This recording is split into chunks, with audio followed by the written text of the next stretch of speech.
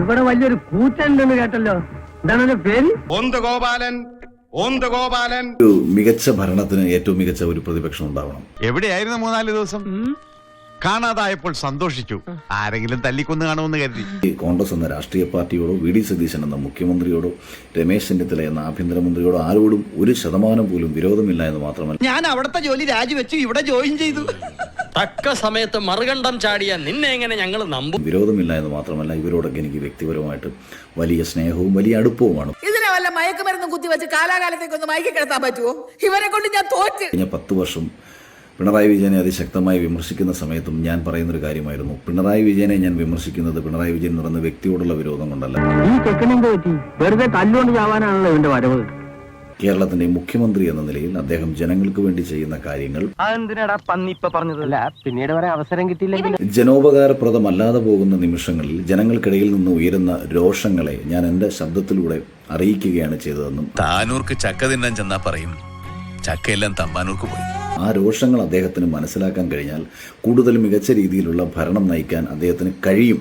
വേണ്ടാട്ടോ, നീ ചായ അടിച്ചാ മതി, നീ എന്നെ അടിക്കാൻ നിൽക്കണ്ട. ഓക്കെ, അപ്രകാരം ചില വിമർശനങ്ങൾ മാത്രമാണ് ഞാൻ ഇപ്പോഴും ഉന്നയിച്ചുകൊണ്ടിരിക്കുന്നതെന്ന് ദയവ് ചെയ്ത് പ്രിയപ്പെട്ട കോൺഗ്രസിലെ എന്റെ സുഹൃത്തുക്കൾ മനസ്സിലാക്കുക. നിക്ക് ഏത് റൂട്ടിലേക്കാ വണ്ടി തിരിക്കണേന്ന് എനിക്കിപ്പോ മനസ്സിലായി. അധികാരത്തിലിരിക്കുന്നവർ ചെയ്യേണ്ട കാര്യങ്ങൾ ജനങ്ങൾക്ക് കൂടുതൽ ഗുണപ്പെടാൻ വേണ്ടിയിട്ട് ഞാൻ എന്നാൽ കഴിയുന്ന ചില കാര്യങ്ങൾ പറയുക. പിന്നെ തന്റെ ഈ തെങ്ങിലും പനയിലും ഒരേ സമയം കയറി ചെത്തുന്ന പരിപാടി ഉണ്ടല്ലോ, അതങ്ങ് നിർത്തി. ഞാൻ പലപ്പോഴും പ്രതിപക്ഷ നേതാവായിരുന്ന വി ഡി സതീശനുമായിട്ടും മുൻ പ്രതിപക്ഷ നേതാവായിരുന്ന രമേശ് ചെന്നിത്തലയുമായിട്ടും ഒക്കെ നിരവധി വിഷയങ്ങൾ പലപ്പോഴും ഞങ്ങൾ സംസാരിച്ചിട്ടുണ്ട്.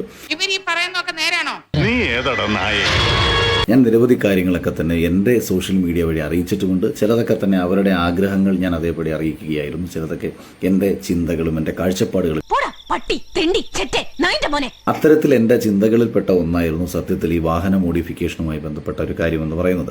എലിപ്പനി, ഡെങ്കമ്പനി, ജപ്പാൻ ജ്വരം, അങ്ങനെ എന്തൊക്കെ വ്യാധികൾ വന്ന് നാട്ടിൽ ഓരോരുത്തർ ചത്ത് പണ്ടാറടങ്ങണ്. അതിലൊന്നും പെടാതെ എന്റെ കാലിനായിട്ട് നിന്നെ തന്നെ ഇങ്ങോട്ട് കെട്ടിയെടുത്തല്ല. വാഹനത്തിനുള്ളിൽ അലങ്കാര ലൈറ്റുകൾ സ്ഥാപിക്കാം, റിവേഴ്സ് ക്യാമറ, GPS ട്രാക്കർ, കൂടുതൽ സ്പീക്കറുകൾ. അടുത്ത ഞാനാണെന്ന് പറയട്ടാ, പിന്നെ അത് വേണമെങ്കിൽ നീയാണെന്ന് പറഞ്ഞു. എന്തിന്? അതിന്റെ ഗമ നിനക്കിരിക്കട്ടെ. അതുപോലെ തന്നെ പ്രിയപ്പെട്ട പ്രതിപക്ഷ നേതാവായിരുന്ന സമയത്ത് വി ഡി സതീശനെ കൂടുതൽ സോഷ്യൽ മീഡിയയിലേക്ക് ആക്റ്റീവായിട്ട് കൊണ്ടുവരാൻ വേണ്ടിയിട്ട് അവരുടെ ടീം നടത്തിയ പ്രവർത്തനങ്ങളിൽ ഇതിനു മുൻപ് ഞാനും ഭാഗമായിരുന്നു. അത്യാവശ്യം വിഷയങ്ങളിൽ ഇതുപോലെ എൻ്റെ അഭിപ്രായം രേഖപ്പെടുത്താൻ ഞാൻ ഇനിയും ഇവിടെ ഉണ്ടാകുമെന്ന് അറിയിച്ചുകൊണ്ട് നിർത്തുന്നു. നന്ദി, നമസ്കാരം. ഇനി ഞാനിവിടെ നിന്ന് ഡയലോഗ് പറഞ്ഞ കരഞ്ഞു പോകും. ഉസ്മാനെ രക്ഷപ്പെട്ടോ.